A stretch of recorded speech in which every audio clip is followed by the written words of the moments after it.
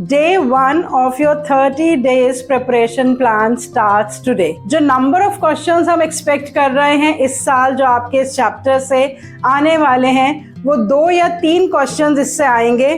Sample paper में दे रखे हैं इससे 3 क्वेश्चंस, एक नंबर के 2 क्वेश्चन और एक 3 नंबर का। और CUET में तो 4 से 5 क्वेश्चंस आएंगे और सारे ही एक नंबर के आएंगे। तो कहने का मतलब मेरा ये है कि जब क्वेश्चंस 3 नंबर के, 1 नंबर के आते हैं या इवन 4 नंबर के भी आते हैं तो हमें रट्टाफिकेशन पे, मेमोराइजेशन पे ज्यादा ध्यान नहीं देना होता है, हमें कॉन्सेप्ट क्लैरिटी पे ध्यान देना होता है। 2025 का CBSE बोर्ड एग्जाम का एक सेट अभी मेरे हाथ में है।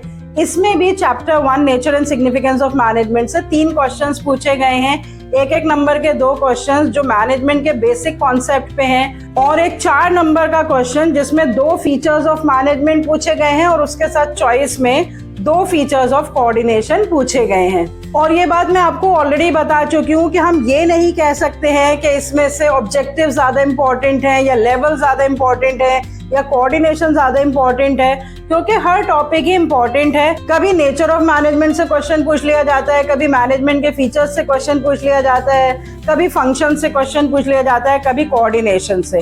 तो आप सेलेक्टिव स्टडी तो कर ही नहीं सकते। जो 5C सक्सेस मंत्रा है उसमें कंप्लीट सिलेबस एक मंत्रा है, ये बात मैं आपको बहुत अच्छे से बता चुकी हूँ। तो बच्चों, अगर आप चाहते हैं कि पूरा chapter nature and significance of management, इसके हर टॉपिक की आपको बहुत ही आसान तरीके से कंप्लीट अंडरस्टैंडिंग हो जाए, ताकि MCQ से लेके case based questions, competency based questions, किसी भी तरह के क्वेश्चंस हो उसको आप परफेक्टली आंसर कर पाएं, तो जो प्लेलिस्ट का लिंक मैं आपके साथ शेयर कर रही हूँ उस पूरी प्लेलिस्ट को देख लीजिए and you will have the perfect understanding of each and every topic of this chapter, that I can guarantee you.